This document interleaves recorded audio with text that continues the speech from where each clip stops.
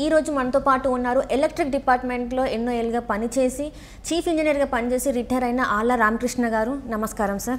నమస్తే అండి. సార్ ఎలా ఉన్నారు sir? Nice, thank you. Thank you sir. Sir ఏంటంటే మన తెలంగాణలో విద్యుత్ శాఖ తీవ్ర సంక్షోభంలో ఉంది.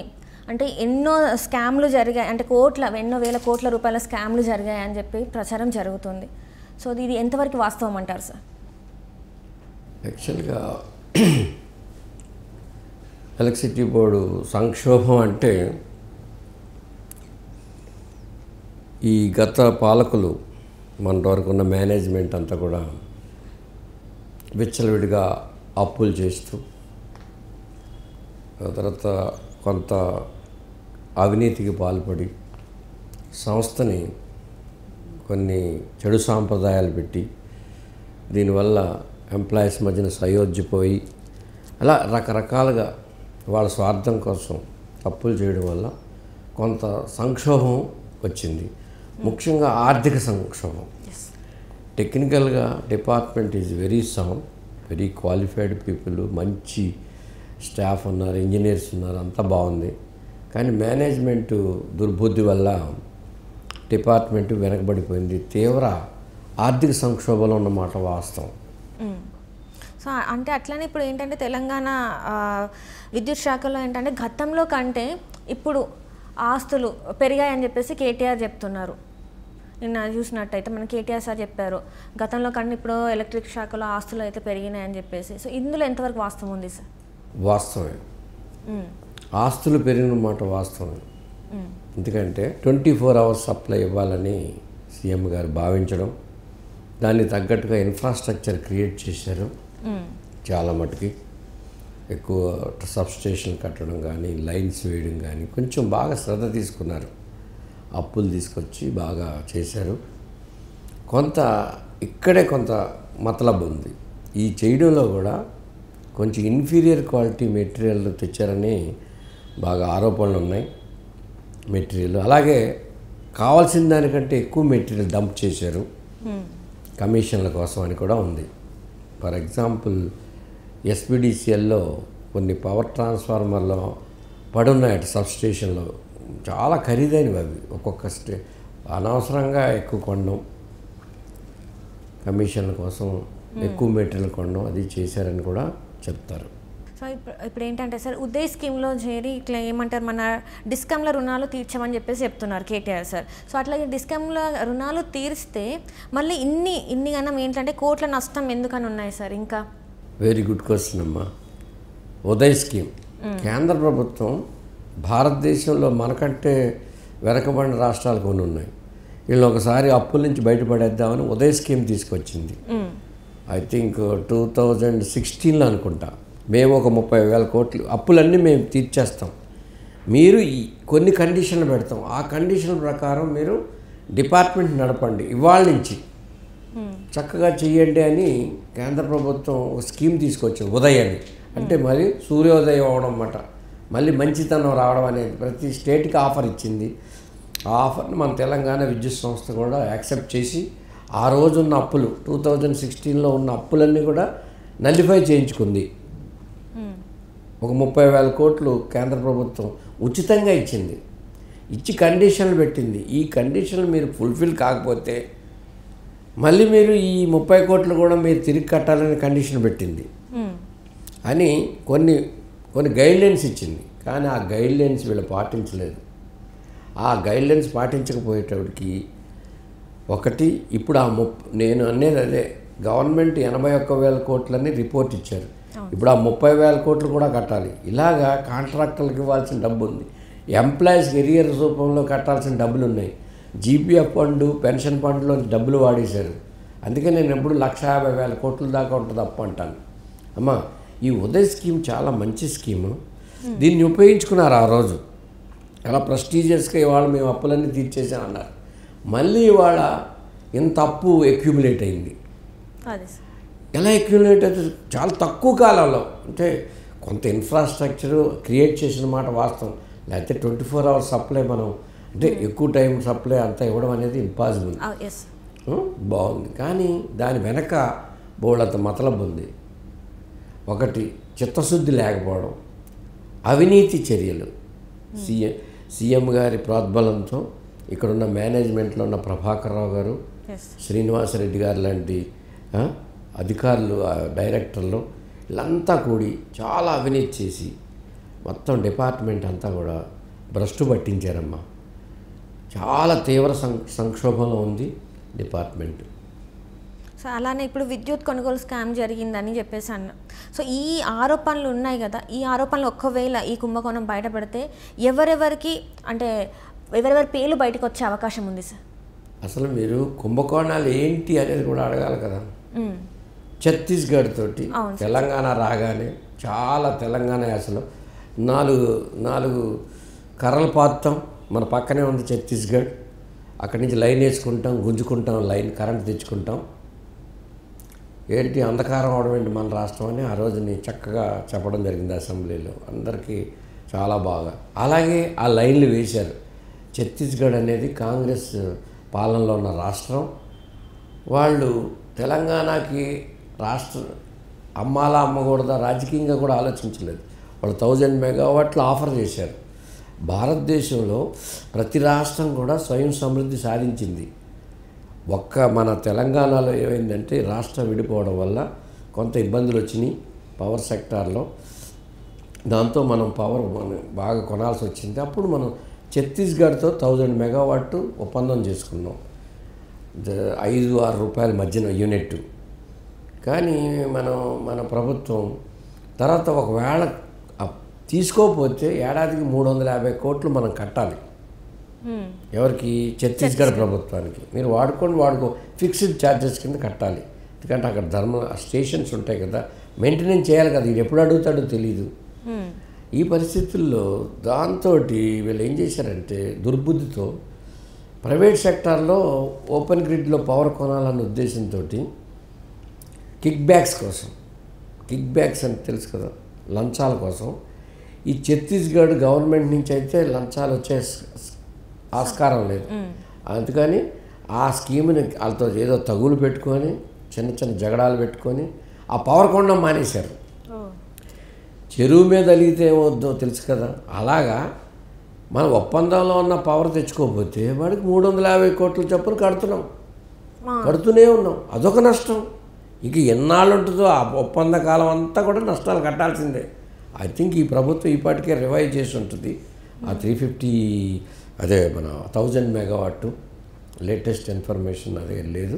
ఎనివే అది కూడా అవుతుంది. అందువల్ల ఈ అవినీతి అనేది ఓపెన్ మార్కెట్లో ఏంటంటే మనకి యావరేజ్గా ఏడాదిలో 250 MU కావాలమ్మా మన సంస్థకి. మన సామర్థ్యం ఎంత అంటే మనం తయారు చేసేది 85,000 MU. 85. 250లో 85 తీసేస్తే 165. ఈ 165 కూడా మనం ఏం చేస్తాం, ప్రైవేట్కి కొంటాం. అందులో NTPC మేజర్ పార్ట్ ఇస్తుంది. కేంద్ర ప్రభుత్వ సంస్థ రామగుండం ఇట్లా ఉన్నాయి కదా యూనిట్లు, ఆ యూనిట్ల నుంచి మనకు షేర్ వస్తుంది. కానీ అది రేటుకే చాలా చౌకగా ఉంటుంది. అది కూడా ఆ పవర్ వస్తుంది. ఇక అది కాక సోలార్ పవరు ఇక్కడ పారిశ్రామికవేత్తలు చాలామంది సోలార్ పవర్ మీద బాగా పెట్టుబడి పెట్టారు. దాదాపు ఇవాళ 5,000 మెగావాట్లు మనకుంది తెలంగాణకు. అది వరం వస్తే వీళ్ళు కూడా ఇబ్బంది పెట్టారు చాన్నాళ్ళు వాళ్ళకి పైసలు ఇవ్వకుండా. ఎందుకంటే ప్రైవేట్ సెక్టార్లో పవర్ తెచ్చుకోవడానికి అక్కడ వస్తుంది కదా, ఇక్కడ రాదు. ఈ ఒప్పందాలు ఆల్రెడీ అయినాయి, ఫిక్స్డ్. ఆల్రెడీ ఉన్న వాళ్ళని ఆపడం, అక్కడి నుంచి తెచ్చుకోవడం, ఇలాంటి అన్ని తప్పులు చేసి వాళ్ళు లబ్ధి పొందారు, సంస్థకి ఇబ్బంది పెట్టారు. అప్పులు పెరిగిపోవడానికి చాలా కారణాలు అవి. ముఖ్యంగా పవర్ పర్చేజ్లో చాలా అవినీతి ఉంది. మార్కెట్లో మరి ఇప్పుడుగా కొనడం, ఆ రేట్లు డిఫరెన్సెస్ ఉండడం, అవన్నీ కూడా ఈ ప్రభుత్వం తప్పకుండా ఎంక్వైరీ చేసి వాళ్ళ మీద తగు చర్యలు తీసుకొని అదంతా రికవరీ చేస్తారని మేమంతా భావిస్తున్నాం. సో అట్లనే ఇప్పుడు ఏంటంటే తెలంగాణ విద్యుత్ శాఖ వచ్చేసి CMD ప్రభాకర్ రావు చేతిలో ఆయన గుప్పెట్లో నడుస్తుందని ఒక వాదన అయితే ఉంది. సో ఇప్పుడు ఈ వాదన చూసినట్టయితే ఇంతటి సంక్షోభానికి కారణం ఎవరంటారు, ఏంటంటారు? ప్రభాకర్ రావు గారు. ఆయన చిన్న స్థాయి నుంచి ఆయన ఒక బీకామ్ గ్రాడ్యుయేటు. ఏదో ఎవరో చెప్తే రికమెండేషన్ మీద వచ్చి డిపార్ట్మెంట్లో జాయిన్ అవ్వడం జరిగింది ఇనీషియల్గా. ఆయన ఒక ప్రైమ్ మినిస్టర్, పాత ప్రైమ్ మినిస్టర్ గారి దగ్గర బంధువు కాబట్టి పివి నరసింహరావు గారికి అంచెలంచెలుగా ఎదిగిపోయి మంచి ఉన్నత స్థానానికి వచ్చాడు. ఆయన ఫైనాన్షియల్ కంట్రోలర్ అయినారు. తర్వాత అంటే ఇది ఈక్వల్ టు సీజీఎం ర్యాంకు. ఆ తర్వాత డైరెక్టర్ అయినారు. ఈయన మీద కొన్ని ఆరోపణలు వస్తే చంద్రబాబు నాయుడు గారు ఆయన హయాంలో ఈయన తొలగించడం కూడా జరిగింది.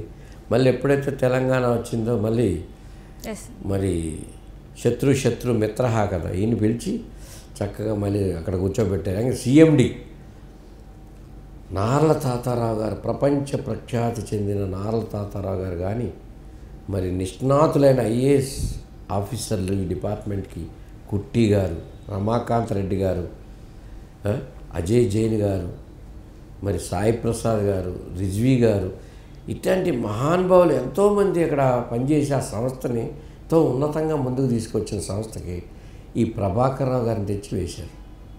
ఆయన బీకామ్ గ్రాడ్యుయేట్. ఆయనకి ఏం తెలియదు లెక్కలో. 2 4 అని చెప్తాడు కానీ టెక్నికల్గా ఏం తెలుస్తుంది. కొంతమంది మీద ఆధారపడ్డాడు. ఆయనకి స్వతహాగా ఉంది దుర్బుద్ధి. ఆ దుర్బుద్ధితోటి మొత్తం సర్వనాశనం అయిపోయింది డిపార్ట్మెంట్. దానికి ఉదాహరణలు ఎన్నో చెప్పచ్చు.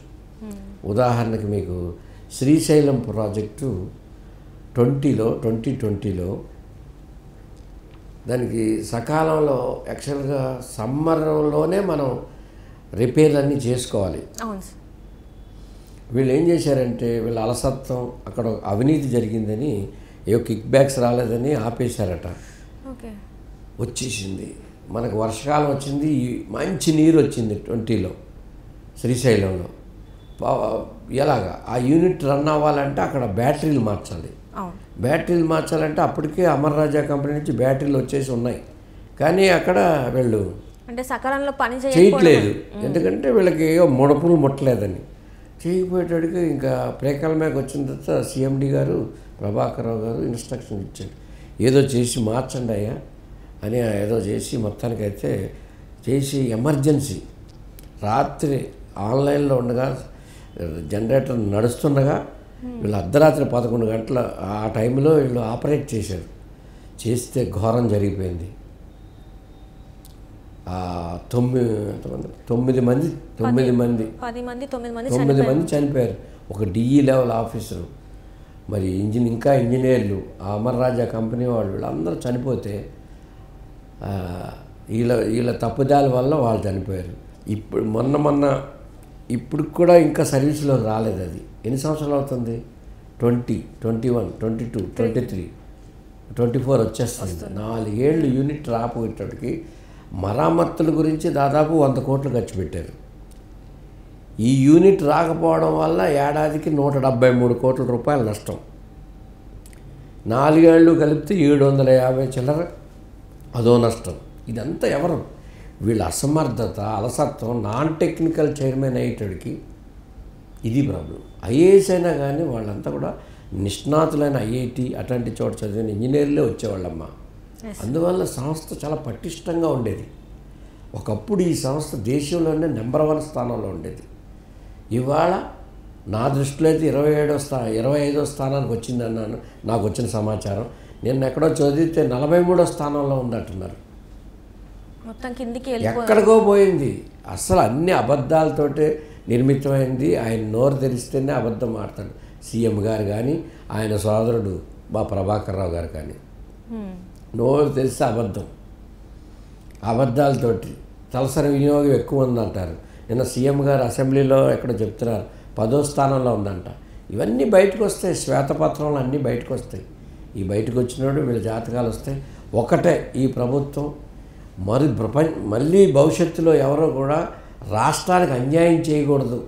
వాళ్ళ సొంత తెలివితేటలతోటి, వాళ్ళ దుర్బుద్ధితో అన్యాయం చేయకుండా ఈ ప్రభుత్వాన్ని నేను కోరేది ఏంటంటే వీళ్ళందరి మీద తీవ్రమైన ఎంక్వైరీ చేసి ప్రజలంతా కోఆపరేట్ చేయాలి. దయచేసి మీరు తొందరపడి ఈ ప్రభుత్వం మీద ఒత్తిడి తేవద్దు. ఇది సరిచేయాలంతా. వాళ్ళలాగా బాధ్యతారహితంగా అప్పులు తెచ్చి చేసే ప్రభుత్వం కాదు ఇది. అందువల్ల ప్రజలు కూడా సర్దుకొని ప్రభుత్వాన్ని ప్రశ్నించకండి. ప్రభుత్వం అన్నీ చేస్తుంది. ఈ దుర్మార్గులందరినీ కూడా కటకటాల వెనక పంపిస్తే రేపు ఇంకొకడు మళ్ళీ తప్పు చేయకుండా ఉంటాడు, లేకపోతే ఇంకొకడు పుట్టుకొస్తాడు. మనం వదిలేస్తే తప్పును బయటకు తీసిన తర్వాత వదిలేస్తే తప్పు. ఇప్పుడు ఆ శ్రీశైలం ప్రాజెక్టులో జరిగిన 1000 కోట్లు ఎవరిస్తారు? ప్రభాకర్ రావు లాంటి నాన్ టెక్నికల్ పీపుల్ వేసిన బాధ్యత ఎవరు వహించాలి? సీఎం గారు వహించాలి. నేను ఎన్నోసార్లు డిమాండ్ చేశాను దీని మీద, ప్రముఖ పత్రికల్లో వచ్చినాయి, ఇది తప్పు, ఇలా చేస్తున్నారు, ఇది తప్పు అని మేము ఎప్పటికప్పుడు రిజైన్ చేయాలని సీఎంనే రిజైన్ చేయమని నేను అడిగాను. నా దగ్గర రికార్డు ఉంది. ప్రముఖ పత్రికలు ప్రెస్ క్లబ్లో చెప్పా, సీఎం చాలా తప్పు చేస్తున్నారు, రిజైన్ చేయాలి, ఈ తప్పులన్నిటికీ బాధ్యత ఆయనే. ఇప్పుడు నువ్వు తీసుకోవాలి కదా, మంచి అయితే నీదంటావు, చెడ్డ అయితే ఎవరిది? నీ బాధ్యత, సరిదిద్దాలి. అక్కడ ఎలా విచ్చలవిడిగా అయిపోయింది, యథా రాజా తదా ప్రజ అన్నట్టు అవినీతిలో పూర్తిగా మునిగిపోయారు చాలామంది ఆఫీసర్లు. ఈ రకంగా మొత్తం సంస్థను భ్రష్టు పట్టించారు కేసీఆర్ గారు, వారి తాబేదారులైన ప్రభాకర్ రావు గారు, శ్రీనివాసరెడ్డి గారు లాంటి అవినీతి అధికారులు. ఏమ్మా, వీళ్ళ మీద ఎంక్వైరీ చేయించాలి గవర్నమెంట్.